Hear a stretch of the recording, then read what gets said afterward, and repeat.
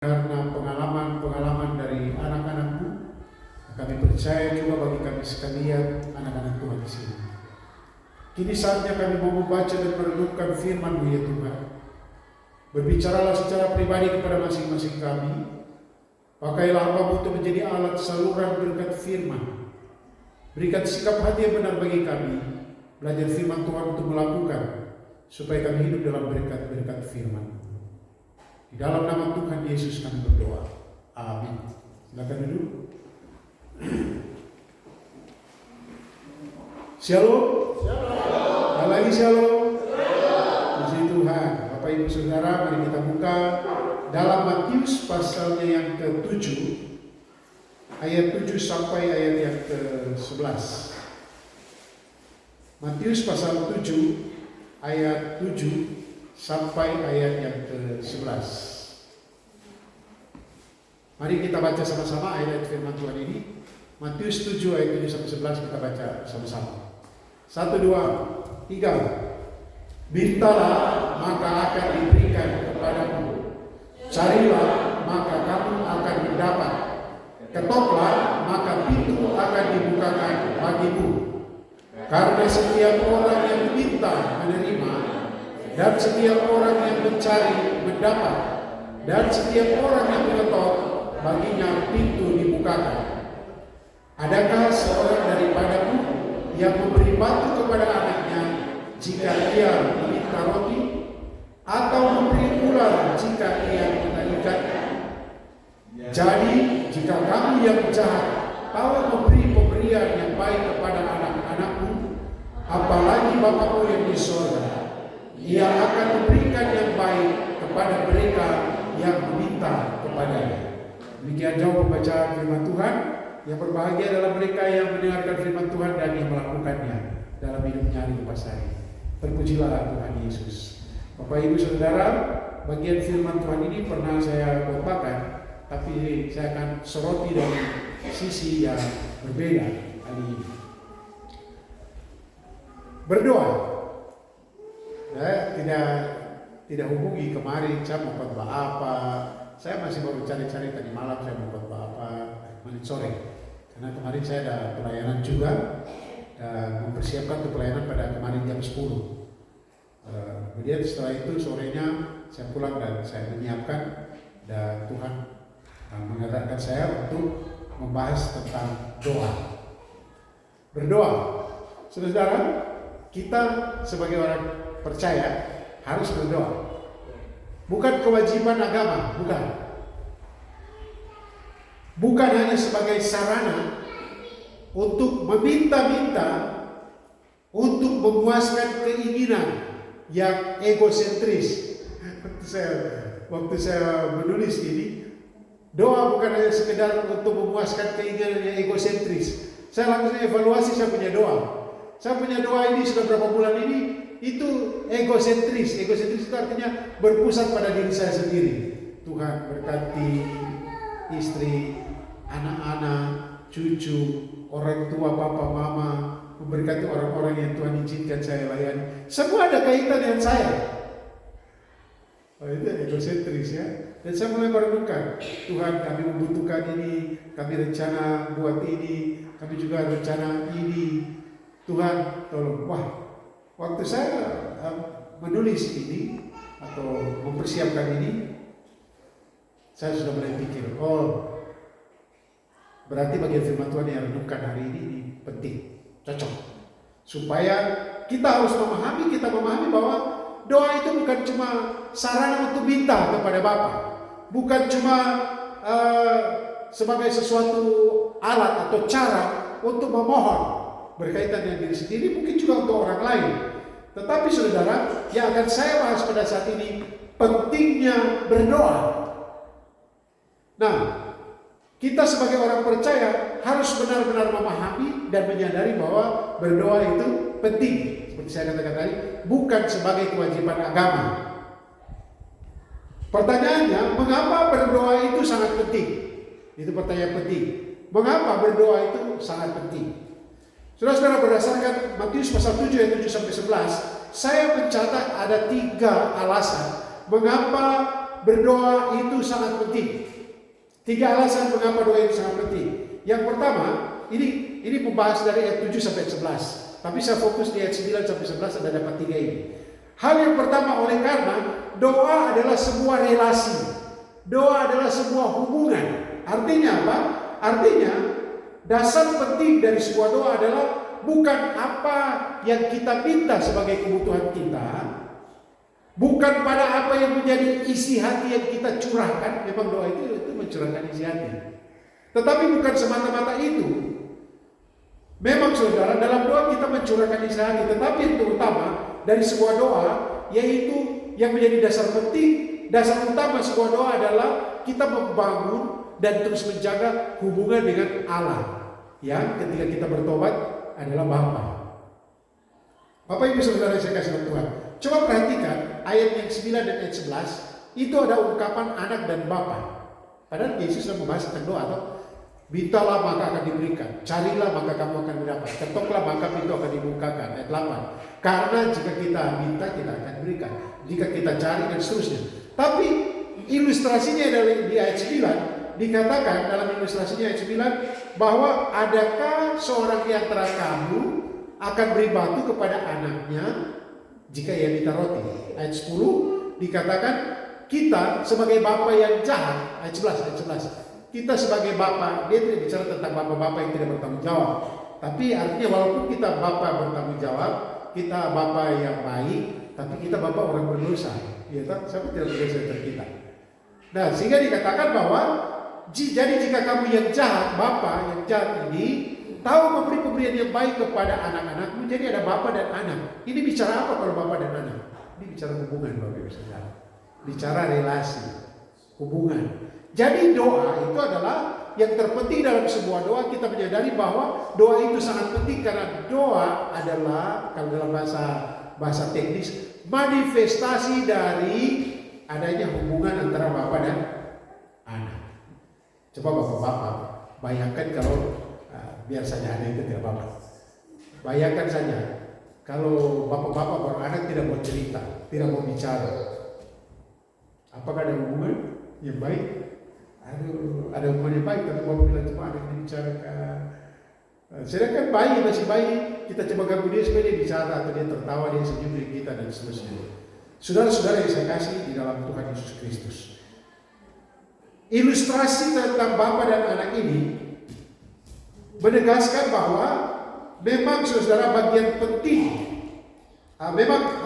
bagian dalam berdoa ini sebagai penegasan tentang pentingnya meminta kepada Allah, tetapi dari penegasan ini diberitahu kepada kita hubungan antara bapa dan anak itu lebih penting daripada apa yang akan kita minta. Hubungan antara bapa dan anak itu lebih penting dari apa yang kita mohonkan kepada sang bapa. Saudara, Bapak Ibu ketika baca ini kita boleh bertanya, kenapa tidak pakai ibu? Kenapa pakai bapa? Di ayat kitab tuh di Mazmur 103 bilang seperti bapa sayang akan kepada anak-anaknya. Tidak disebut ibu. Padahal yang dekat dengan anak-anak siapa? Ibu tahu. Kemudian di sini bapa. Kalau kita berdoa bapa di surga, kita jadi anak Allah. Allah itu jadi bapa, diilustrasikan sebagai bapa. Saudara, memang di dalam memanifestasikan dan mencurahkan kasih sayang, bapa dan mama beda, ayah dan ibu beda. Ibu cenderung ekspresif dengan perasaannya. Kadang-kala ibu lihat kalau anak sudah menderita, ibu air mata dia menangis di depan anak.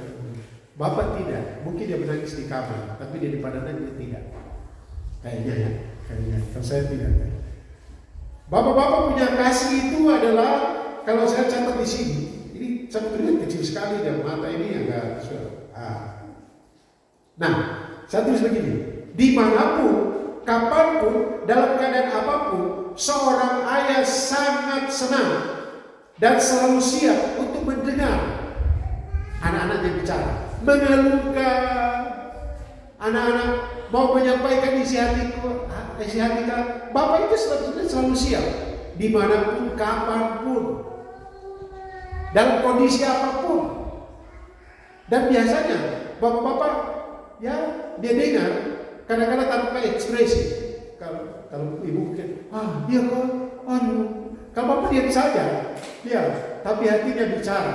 Mungkin kalau anak gadis kemudian ada cowok yang bikin, sungguh ketemu dia saja lagi. Mungkin pokoknya, mungkin dia tidak akan bilang, dia tidak bilang, begitu kak. Wah, nah itulah dipakai ilustrasi tentang bapak. Ini bicara tentang hubungan, sekali lagi. Berdoa itu bicara tentang hubungan. Karena itu Bapak Ibu Saudara, kita sebagai anak-anak Allah, mari datanglah kepada Tuhan selalu. Bukan untuk kita mencurahkan isi hati kita atau mohon saja, tapi karena Dia adalah Bapa kita. Tidak usah malu datang kepada Bapa. Tidak usah atur kata-kata, saya bicara apa ya? Ada anak-anak yang baru belajar bicara, dia mau datang ke Bapak. Saya mau bicara dengan Bapak, tapi saya mau latihan dulu. Bapak, adik sayang sama Bapak, latihan. Salah. Tidak. Datang saja apa yang di hatimu sampaikan. Karena Dia Bapamu. Demikian juga kepada Allah.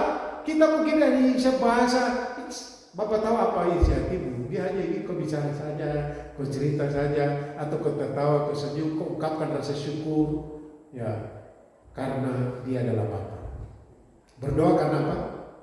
Ya, doa itu penting. Karena ini mencangkut hubungan antara Bapa dan anak. Berdoalah karena Dia Bapa kita, atau datanglah kepadanya karena Dia Bapa kita.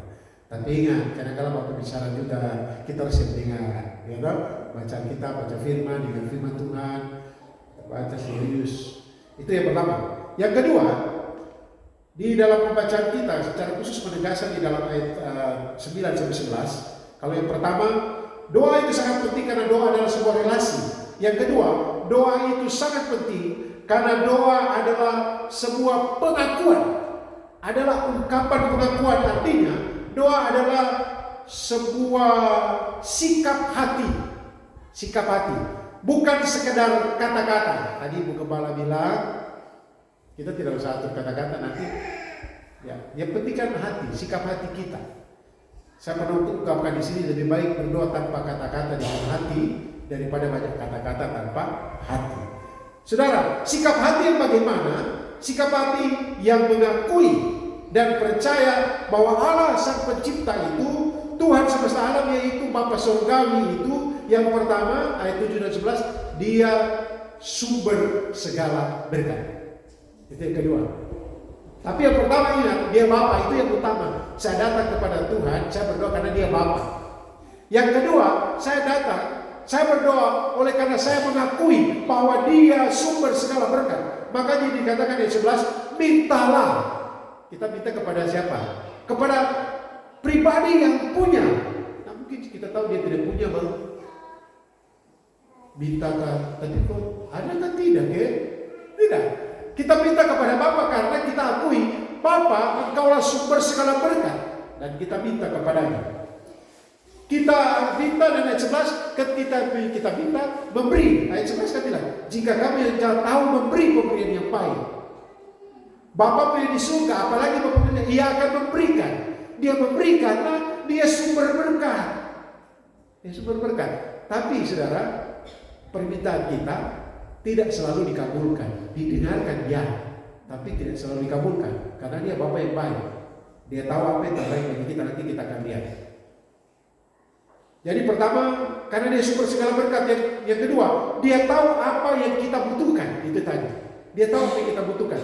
Kadang-kadang kan anak-anak, dia ya sebagai anak, oh Bapak, saya lihat itu kakak tadi, dia pegang apa ini yang sampai ini dan kertas. Oh gunting, saya minta beli gunting.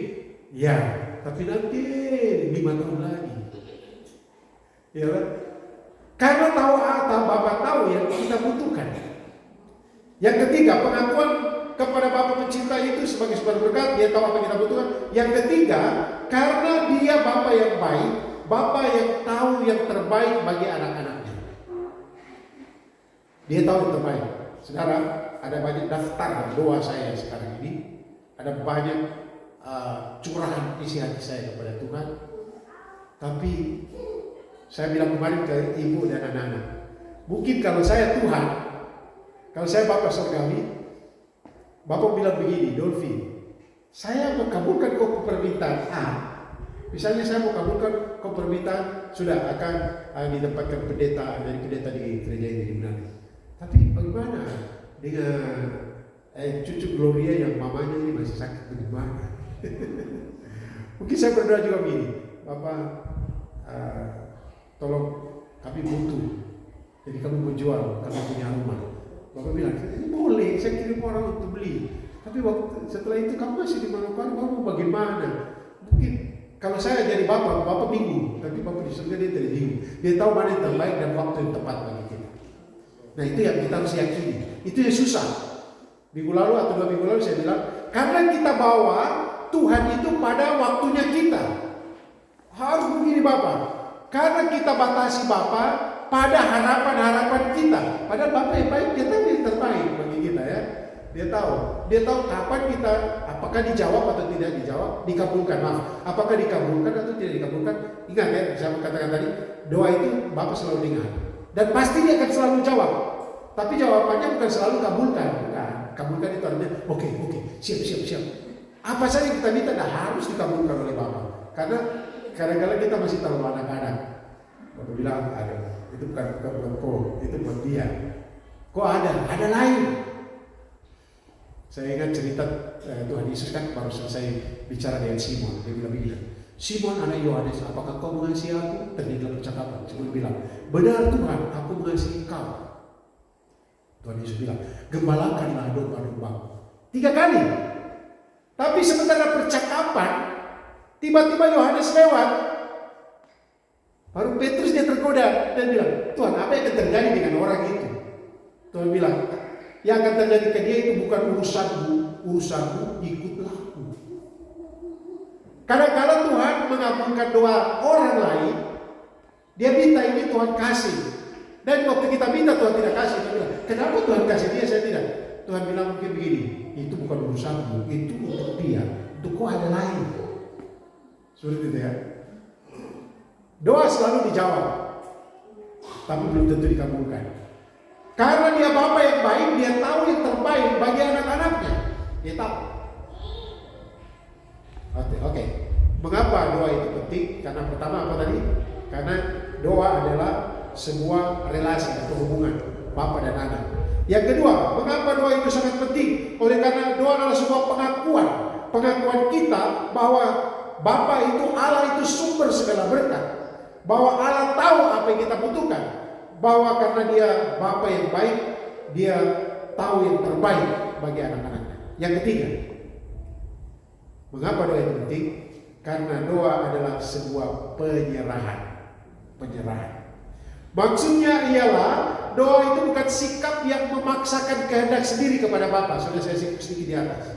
Tetapi menyerahkan semua kepada kehendak Allah. Ada 3 kata kerja di situ, yaitu mintalah, carilah, ketoklah. Dan Bapak Ibu Saudara tahu, dalam bahasa Yunani ini dalam bentuk imperatif. Imperatif ini bentuk perintah. Minta dan minta, cari, ketuk. Nah itu ada pengkhotbah lain lagi. Jadi saudara-saudara saya kasih tahu Tuhan, ini bukan cuma bentuk perintah, tapi dalam bentuk kini. Sekarang artinya mintalah terus menerus minta. Kita kadang-kadang minta berapa kali? Berapa kali? Saya sudah berdoa dari minggu lalu Tuhan. Tuhan biasa sudah jawab, tapi bukan mengabulkan apa yang kau minta. Jawabannya adalah ini. Saudara-saudara, ketika kita berdoa, kita mengakui itu sebuah penyerahan. Mintalah, memang ini adalah bentuk pengakuan bahwa Allah adalah sumber segala berkat, betul. Tetapi mintalah itu juga menegaskan bahwa semua terserah padamu ya Tuhan. Semua terserah pada apa yang menjadi kehendak-Mu. Carilah juga ini adalah sebuah perintah yang menegaskan bahwa kalau kita cari Tuhan, kita dapat karena Tuhan itu ada dekat kita. Sama dengan Matius 6 ayat 33. Bilang, tetapi carilah dahulu kerajaan Allah dan kebenarannya, maka semuanya itu akan ditambahkan kepadamu. Semuanya itu apa saja? Semua yang di atas itu yang kamu khawatirkan. Soal makan, soal minum, soal pakaian, semuanya akan ditambahan saja.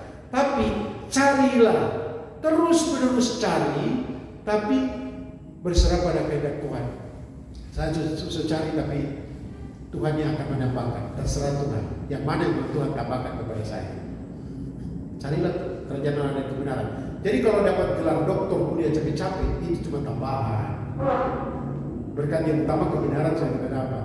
Kalau cuma naik pangkat, kalau cuma dapat pekerjaan, kalau usaha diberkati oleh Tuhan laris manis, itu tambahan. Karena kita sudah cari kerajaan Allah dan kebenaran, dan semua itu ditambahkan kepada.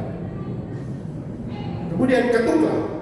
Ketuklah itu di samping berarti tekun berdoa, tetapi juga menekankan bahwa Tuhanlah yang membuka pintu. Siapa yang membuka pintu? Tuhan.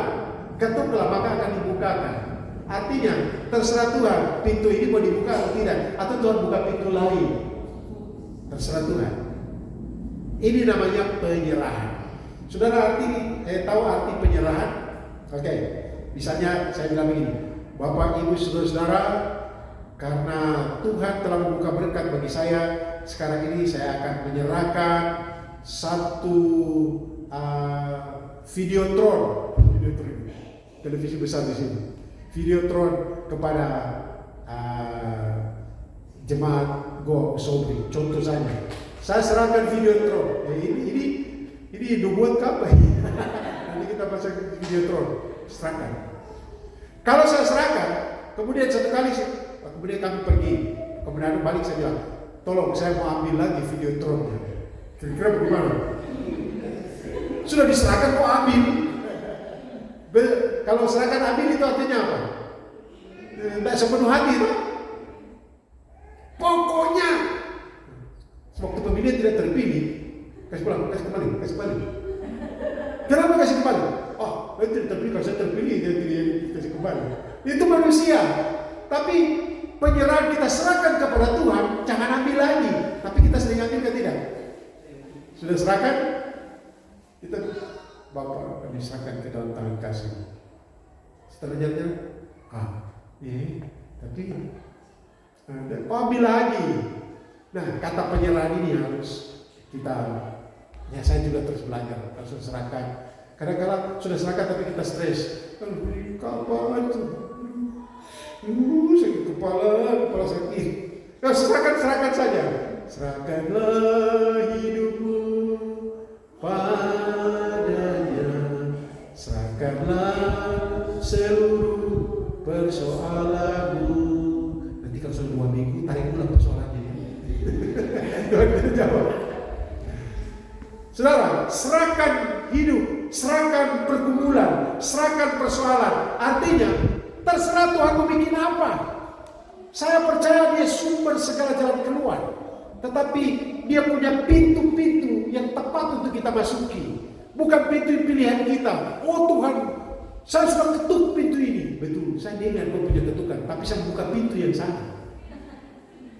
Kau harus ikut. Sudah serahkan, Tuhan, tapi saya suka pintu itu. Nah, katanya penyerahan. Saudara yang saya kasih dalam Tuhan Yesus Kristus. Ada 3 kata kerja yang menegaskan pentingnya kesungguhan. Pentingnya doa Tuhan, yaitu kesungguhan, usaha, ketekunan. Kenapa kata ini? Kenapa mintalah, carilah, ketuklah perlu dituliskan dan diulangi? Karena kalau kita minta akan diberi, karena kalau kita mencari akan mendapat. Kenapa diulangi? Karena kecenderungan kita adalah tidak mau berdoa. Iya toh, kecenderungan kita tidak mau berdoa sebenarnya. Kadang-kadang, kita berdoa dulu. Karena ingat, tiba-tiba ingat. Karena doa seringkali menjadi pintu darurat. Ketika Tuhan kasih tekanan, oh Tuhan tolonglah saya. Tapi ketika semua biasa-biasa saja, kita lupa. Saya akan makan tadi lupa berdoa. Kemarin saya pas lapar sekali, kemudian biasa saya langsung berdoa begini. Tapi saya tak yakin saya ada berdoa. Saya tanya, Bin, tadi Papa sudah berdoa kan belum, Ben? Sudah. Saudara yang saya kasih tahu. Jadi kata mintalah, carilah, ketuk, diulangi lagi ayat 8. Mintalah, carilah, ketuk, kemudian diulangi. Ini sebenarnya pengulangan-ulangan.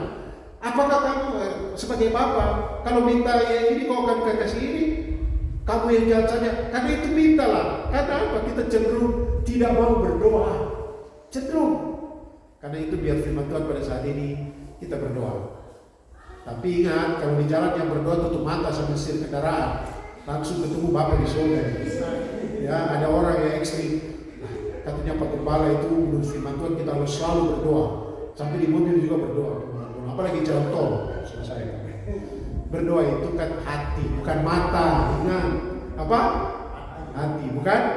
Tapi kenapa kita berdoa harus tutup mata? Di gereja. Supaya kita tidak bingung lihat orang lain, kan? Kan kita berdoa dengan hati, bukan dengan mata. Waktu ada anak-anak berdoa, dan biasa buka mata. Setelah amin, kakak, tadi dia tidak berdoa. Kenapa kau tadi dia tidak berdoa? Saya lihat dia buka mata. Tiba juga. Karena kita sudah diajar, doa itu identik dengan tutup mata. Tidak harus. Saya kalau pelayanan mengusir setan ada orang kerasukan setan. Saya mau berdoa, saya tidak tutup mata. Kalau saya tutup mata, tiba-tiba dia dalam saya gimana? Ya kan? Harus berjaga-jaga dan berdoa. Jadi kalau saya berdoa dalam nama Yesus, saya harus lihat. Saya dalam nama Yesus, tiba-tiba dia serang. Ya harus. Pasti Tuhan jaga pelihara lindungi, tapi kan kita harus hati-hati. Ya toh? Bawa kendaraan, kita berdoa buka mata. Kalau sementara ujian, buka mata, tapi fokus di kamu punya jangan buka mata, tapi buka mata di sebelah. Bapak kan bilang doa itu kan bukan soal mata, tapi hati. Hati diangkat. Kita kalau di sini, kalau di gereja kita berdoa harus tutup mata. Nanti kamu lihat, kalau berdoa mungkin Pak Ratak itu kalau berdoa mungkin ada gaya-gaya aneh-aneh. Kalau kau buka mata, ini lucu, kau berdoa tadi lucu. Karena itu gaya. Makanya kau tutup mata supaya tidak ada yang lucu-lucu. Ada orang karena sungguh-sungguh berdoa, ada orang sungguh-sungguh berdoa. Kalau kau buka mata, itu tidak serius, pasti tidak serius. Tapi buka mata, kalau itu dalam kondisi tertentu, ya, terus doa tertentu. Tapi kalau di jalan, di mana, karena apa?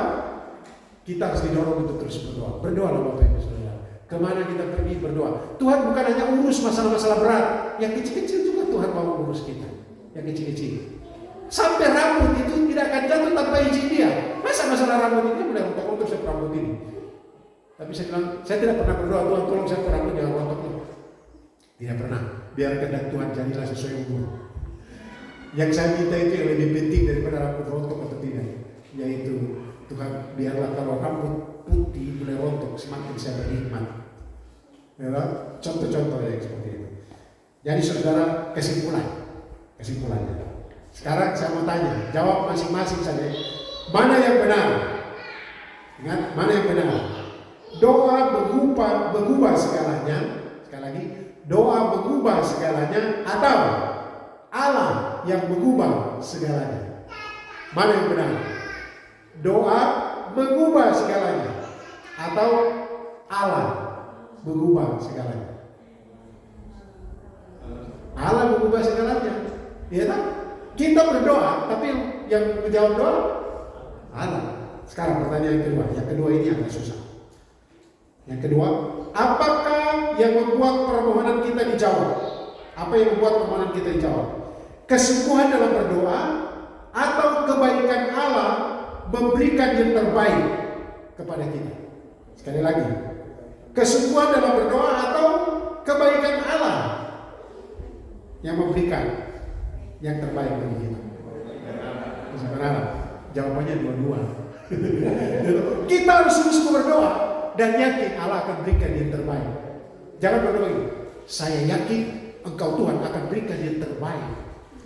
Baru kau tidak sungguh-sungguh berdoa. Buktinya kita sungguh berdoa tertunduk. Ini kan sikap hati. Tertunduk, Bapa saya perlu Engkau. Makanya ada lagu, ku perlu ke juru selamat dalam langkah juangku. Itu ayat yang berapa itu? Diperlukan. Itu kalau kita bilang kuperlukan juru selamat, kuperlukan juru selamat dalam langkah juangku. Sikap-sikap yang santai itu tidak bisa. Saya perlu Kau Tuhan. Jadi saudara, mengapa berdoa itu penting? 3 alasan. Yang pertama, karena doa adalah menggambarkan relasi, hubungan kita antara Bapa dan Anak. Yang kedua, mengapa kita harus berdoa? Karena doa adalah semua Pengakuan, waktu kita berdoa kita mengakui Engkaulah sumber segala berkat. Engkau tahu apa yang saya butuhkan. Karena Engkau Bapa yang baik, Kau pasti memberikan yang terbaik bagiku. Yang ketiga, mengapa doa itu penting? Karena doa adalah sebuah penyerahan. Penyerahan kepada anak Allah. Saya minta, tapi terserah Tuhan. Kabulkan permintaan saya atau tidak. Saya cari, terserah Tuhan. Saya mau dapat yang mana? Tuhan tahu yang terbaik. Saya mengetuk, dan Tuhan akan buka pintu. Terserah Tuhan pintu yang mana yang Tuhan mau buka. Itu namanya penyerahan. Tuhan memberkati kita sekalian. Berdoalah senantiasa Bapak Ibu Saudara. Itu keistimewaan kita. Tuhan memberkati kita sekalian. Mari kita berdoa. Bapa, terima kasih. Kami mengucap syukur untuk kesempatan yang Kau beri bagi kami merenungkan firman Tuhan yang singkat, sederhana, yang seharusnya menjadi kebiasaan hidup kami. Oleh karena doa adalah relasi kami dengan Kau Bapa. Oleh karena doa sebagai bentuk pengakuan kami bahwa Kau sumber segala berkat, Kau tahu keperluan kami dan Kau tahu yang terbaik untuk kami. Tetapi juga Tuhan, Engkau telah mengajarkan kami bahwa kami harus berdoa karena doa adalah bentuk penyerahan diri kami pada kedaulatan-Mu. Engkau tahu yang terbaik bagi kami. Kami mengucap syukur untuk pelajaran firman Tuhan pada saat ini. Dan berdoa mengucap syukur di dalam nama Tuhan Yesus. Amin. Ya, saya serahkan kepada kita.